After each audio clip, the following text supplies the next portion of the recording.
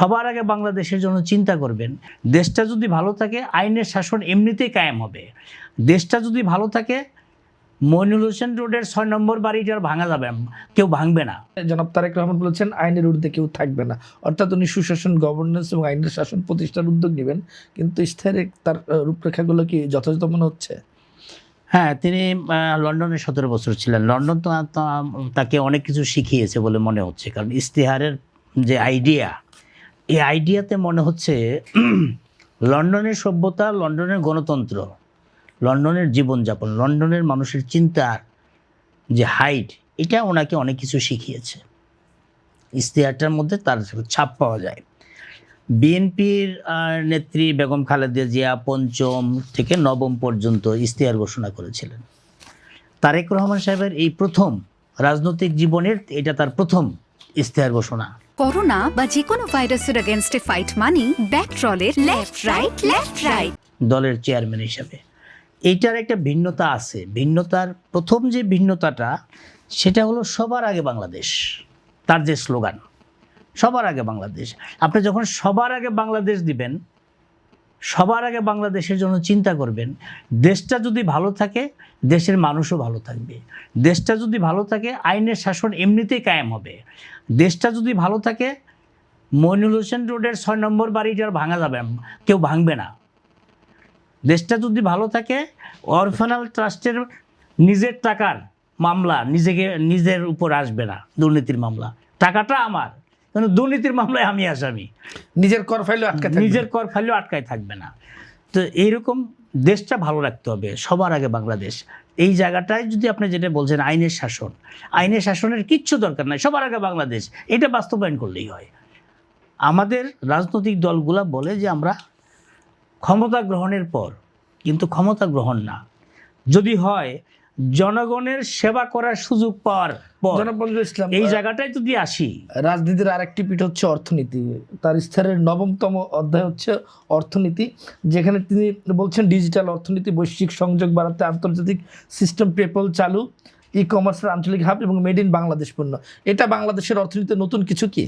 অবশ্যই নতুন কিছু, কারণ এখন অর্থনৈতিকভাবে ডিজিটালাইজেশনের দিকে না গেলে গতানুগতিক অবস্থায় তো আপনি অর্থনীতি আগায় নিতে পারবেন না, কারণ অর্থনীতি এখন আগের জায়গায় নাই। বাংলাদেশের অর্থনৈতিক বাস্তবতা এই কর্মসূচি, এই অধ্যায়টি কি খুব কি আধুনিক কিছু বা আধুনিক কোনো সংস্করণ কিনা? এটা পৃথিবীর অনেক দেশে আছে, আমাদের জন্য আধুনিক, কারণ আমরা শুরু করতে পারি নাই। পেপ্যাল আমরা এখনো শুরু করতে পারি নাই। পেপ্যাল অর্থনৈতিক সিস্টেমে তো খুব গুরুত্বপূর্ণ আর কি কিছু নাই, আমাদের ট্রানজাকশনের বহু ওয়ে আছে, কিন্তু ই কমার্স আমরা অনেক আগে শুরু করছি, জনপ্রিয় হয় নাই, অনেক বিজনেসের সাথে অনেক ভালো সম্পর্ক।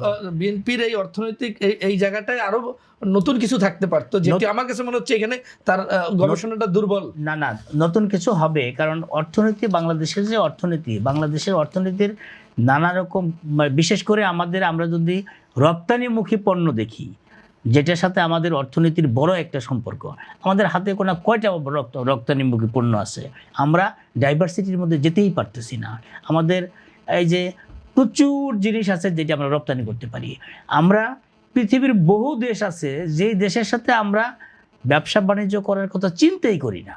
আমাদের মাল আনতে হবে চায়না থেকে, বেচতে হবে চায়না থেকে, আমেরিকার সাথে, কানাডার সাথে, এই ২-৩টা দেশের সাথে। কিন্তু পৃথিবীর বহু দেশ আছে যে সমস্ত দেশে বাংলাদেশের ওষুধের জন্য বিখ্যাত, বাংলাদেশের ওষুধ ফ্যাক্টরির ওষুধগুলো ওই সমস্ত দেশে যায়, নীরবে ব্যবসা করতেছে কয়েকটা ফ্যাক্টরি, জানেই না মানুষ।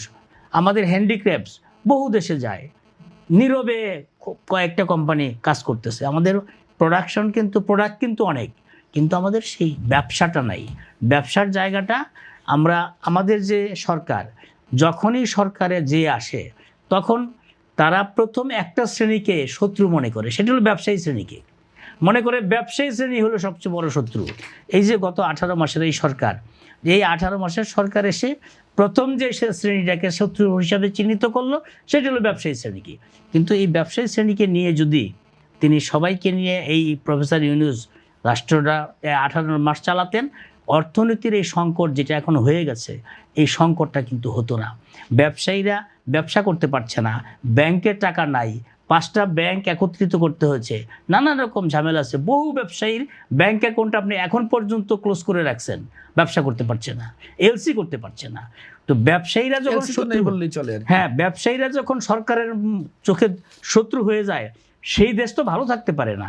সুতরাং ব্যবসা বান্ধব সরকার যখন হবে, যখন অর্থনৈতিক নানা রকম ডিজিটালাইজেশন হবে, ব্যবসার রপ্তানিমুখী পণ্যের যখন ডাইভার্সিটি আসবে, দৃষ্টিভঙ্গি যখন পরিবর্তন হবে, তখনই একমাত্র সম্ভব অর্থনীতিটা চেঞ্জ করে দেওয়া।